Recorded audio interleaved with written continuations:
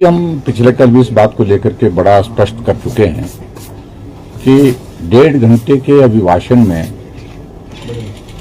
जो कुछ भी राज्यपाल महोदय जी से बुलवाया गया है उसमें तथ्य नहीं है, सत्य नहीं है। और वर्तमान सरकार को एक तो ये हर रोज की रोजमर्रा की एक सदन के अंदर जब हम तथ्य पर बात कर रहे थे तो बार बार मुख्यमंत्री जी इस बात को लेकर के कहने की कोशिश कर रहे थे कि ऐसा नहीं है, जो हम बोल रहे हैं वो सत्य है। अगर सत्य होता तो आज मुझे लगता है कि हिमाचल प्रदेश की जो 23 लाख पॉपुलेशन जो महिलाएं जो कवर होनी थी उनकी उस गारंटी के तहत उनकी ओर से प्रश्न खड़ा नहीं होता। आप कहीं भी पूरे हिमाचल प्रदेश में पूछिए, आप मीडिया है, मीडिया एक स्वतंत्र एजेंसी है, आप स्वतंत्र होकर के जानकारी हासिल करिए। और उस गारंटी को वो पूरा कर लिया है ऐसा मान करके चल रहे हैं और ऐसा कह रहे हैं और उसमें डॉक्यूमेंट में उसको प्रस्तुत कर रहे हैं, डॉक्यूमेंट में इस बात के लिए बोल रहे हैं कि हमने वो गारंटी पूरी कर दी। गोबर की गारंटी को लेकर के क्या ये सच्चाई है? क्या वो पूरी कर ली? दूध की गारंटी का जिक्र किया कि हमने पूरी कर ली, क्या पूरी कर ली? इसलिए मेरा कहने का मतलब यह है कि जो कुछ भी बोला है कि खुलेआम जो है, सरेआम जिसको कह सकते हैं, झूठ बोल करके बार बार ये आदत बन गई वर्तमान सरकार की कि यहां कोई पूछता नहीं है और यहां कोई सत्य बोलने की जरूरत नहीं है। तो ये मैं आप सबके माध्यम से इस बात को बड़ा स्पष्ट करना चाहूँ, जो भी बोला है वो उसमें तथ्य नहीं है, झूठ बोला गया है। आंकड़े जो प्रस्तुत किए गए हैं वो बिल्कुल तथ्य पर नहीं है, वो हकीकत नहीं है और झूठ बोला गया है। आपने अधिकारियों पर भी सवाल खड़े किए कि सर वो गुमराह कर रहे हैं, वो गलत आंकड़े प्रस्तुत कर रहे हैं। लेकिन ऐसा ना कि अधिकारियों के बारे में तो मैं सिर्फ इतना ही कह रहा हूं कि अब उनको समझ जाना चाहिए। अब उनके हाथ में रही नहीं है चीजें मतलब यानी कि सरकार की जो वर्तमान स्थिति है उस स्थिति को ध्यान में रखते हुए उनको अब इस सरकार के कार्यकाल की चिंता नहीं करनी चाहिए। अगला अगर कैरियर उनका है, भविष्य है, तो उनको ठीक काम करना चाहिए, सही काम करना चाहिए। झूठे तथ्य पेश करने की कोई आवश्यकता नहीं है, तर्क देने की आवश्यकता नहीं है। और ये आंकड़े जिस प्रकार से झूठ बोल करके प्रस्तुत करने के लिए उनके लिए आप बनेंगे आने वाले समय में, क्योंकि हमको भी मालूम है अच्छी तरह से कि सारे अधिकारी, सब अधिकारी जितने भी हैं, कौन कौन इस प्रकार से जो है झूठ बोल करके आंकड़े प्रस्तुत करने की कोशिश कर रहे हैं। सर, राज्यपाल के भाषण में जिस तरह से केंद्र सरकार का जिक्र है उसको किस तरह से देखते हैं आप आर्थिक स्थिति को लेकर? देखिए, मैं बड़ा स्पष्ट किया, देखिए एक चीज को लेकर के कि इस बात को उनने एक पेज पर स्वीकार किया है कि केंद्र सरकार के सहयोग के बिना प्रदेश सरकार नहीं चल सकती है।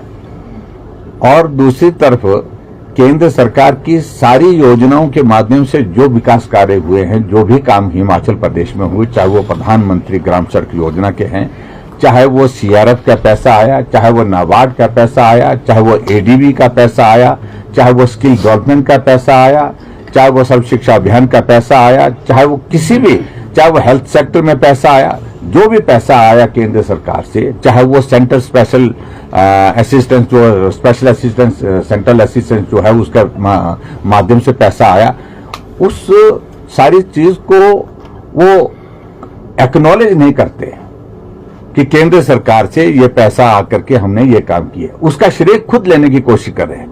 अगर पीएमजीएसवाई का पैसा आया तो स्वाभाविक रूप से ये केंद्र का पैसा केंद्र को श्रेय जाएगा।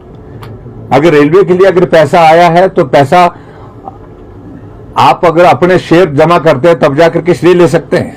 लेकिन चेयरमैन जो है रेलवे बोर्ड के चिट्ठी लिख रहा है चीफ सेक्रेटरी को कि आप अपना अगर पैसा अपना शेयर जमा नहीं करेंगे तो पैसा हमको बंद करे, ये हमको रोकना पड़ेगा।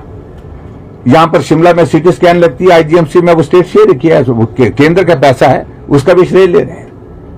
इसलिए हर एक बात का श्रेय ले रहे हैं। बच्चे विदेश भेजे गए, बाहर भेजे गए, टूर पे भेजे, उसमें टूर एजुकेशनल टूर पर भेजे गए, वो भी केंद्र सरकार की योजना है।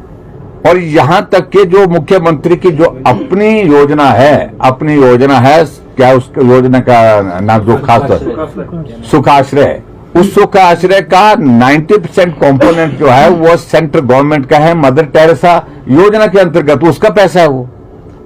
उसी के अंतर्गत वो सारी सुविधा दी गई है उन बच्चों को, और उसके बावजूद वो श्रेय ले रहे हैं कि नहीं ये तो मैंने किया है। अगर आपने शुरू किया है तो स्टेट के बजट से आप करते।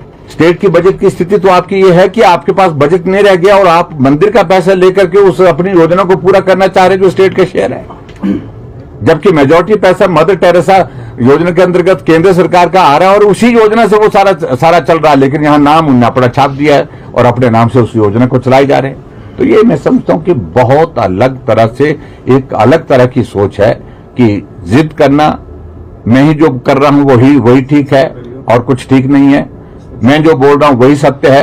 तो मुझे इस सारी सोच से बाहर आना चाहिए। आखिरकार कांग्रेस पार्टी के विधायक भी सारी चीजों से अब दुखी हैं, कांग्रेस का नेतृत्व अभी दुखी है, आम जनता तो हिमाचल प्रदेश में दुखी है ही है। सर, प्लानिंग मीटिंग का भी आपने जिक्र किया और उसका बहिष्कार भी आपने किया।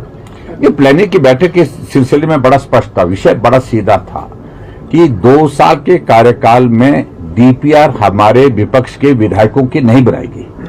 विरोध इस बात पर था और उन्होंने कागज पकड़ लिया कि इस मीटिंग का बहिष्कार किया, जबकि मैंने इतना पैसा इनको सैंक्शन किया। वो सारा का सारा पैसा सैंक्शन स्कीम हमारे टाइम हुई थी, नाबार्ड को चले गई थी, सभी की थी, आने के बाद उन पर काम चला है, उसका श्रेय कैसे ले सकते हैं?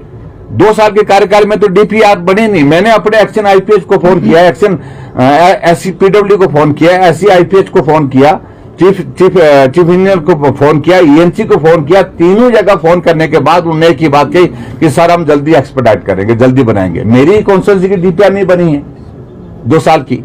हमने कहा जब 2 साल से डीपीआर ही नहीं बनाई है, आगे भेजने की बात तो बाद की बात है। तो हमने इस बात को लेकर के विरोध किया, जब आप विधायकों को इस प्रकार से जलील करेंगे, उनके विकास कार्य जो है उनके विधानसभा क्षेत्र में जो उनका अधिकार है उसको भी रोकेंगे, तो इसका विरोध हम करने के लिए आपकी बैठक में नहीं आएंगे और हम नहीं गए बैठक में।